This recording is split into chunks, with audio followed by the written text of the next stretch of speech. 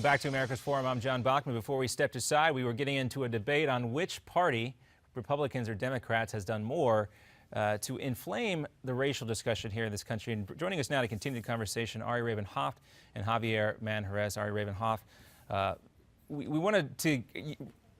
Javier threw out kind of a rhetorical question there at the end, but guys, I wanted to wrap up this subject so we can move on and also talk about the change in Cuba policy, because that's a huge issue as well. But before we do that, guys, just real quickly, how do you think what happened here? Obviously, things have changed now with the assassination of these two new police officers. How does it change the current Republican Party and their talking points on the way that they've hit the president and Eric Holder on the issue of race? Javi, go ahead. Well, I mean, again, listen to who's espousing all this hatred. You're talking about black on black, black on white on white, black crime. Who is it but the Al Sharptons, the black community? A lot of these Democrats you see that are espousing that the riots should continue. What's happened in Ferguson? You have the president calling special investigations into the police, Holder, and these are all Democrats. I mean, I don't see Republicans going out there and pushing some black or some racial agenda. All right, go ahead. I mean, look, I think that the African American community is a significant part of the Republican Party, and therefore the concerns of the leaders of that community do get addressed by the Democratic Party. So, yes. These are the same people that call every Republican racist. Who are you mentioning specific? Who are you talking about? Well, I mean, in general, a lot of talking about from the left refer to Republicans as just being plain out racist.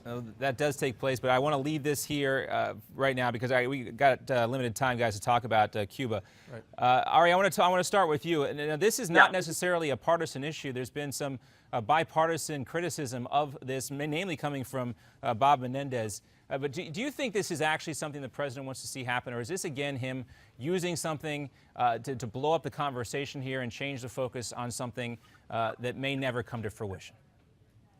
I think the White House has worked for a long time on this issue. I think it is on the other side who align more with the president. So it's an issue that's transpartisan. And look, I am one to believe that the way you confront people you don't like and the way you can do more to influence the people of those countries is to expose more of America to them, because I believe our culture is strong enough that it will overcome anything. So I am very happy with the president's proposals, and I think ultimately we've had a policy that's failed for decades, so it's time to try something new.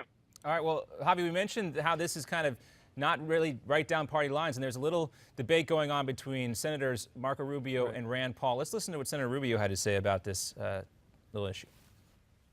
Rand Paul if he wants to align himself and become a supporter of the Obama foreign policy, particularly towards Cuba, that's his right. He has a right to do that. My interest here is singular, and that is freedom and democracy for the people of Cuba. What do you think about this? You obviously have covered Marco Rubio's career very closely. Is he in somewhat of a dangerous position here on this particular issue? No, as far as 2016, I don't think it's going to affect his campaign either way if he runs for president. This is a very local issue, believe it or not, in South Florida, in the Cuban community. Most of America, I think, for the most part, doesn't care about this particular Cuban issue. But as far as the fight between them two, look, Paul is trying just to get some of the attention that Rubio's been getting because he has 2016 presidential aspirations. But again, President Obama can't do anything here. He can talk all he wants, but there's a bill in place that's been codified that he can't even sign an executive order to overturn that bill. There's nothing that can be done. And look what Raul Castro just said over the weekend. He said that the deal he struck with Obama changes absolutely nothing that's going to happen on the Cuban island. So basically, everything's going to continue, all the atrocities, the human rights violations, and the murders. So what did Obama get out of this? Well, he got a lot of criticism. He got some compliments as well. Ari Rabin-Havt, thanks so much for being with us. We appreciate you keeping your commitment, even though you're on the road, and safe travels, I think he's on a charter flight to Cuba. Oh, come on, Javier. I wish. A little warmer weather. Be sunny. Anyway, gentlemen, thank you very much for your time. We got to step aside. We are going to talk real quickly coming up when we come back about Marco Rubio and why he might find himself in a difficult position as this debate heats up about Cuba. Right after this.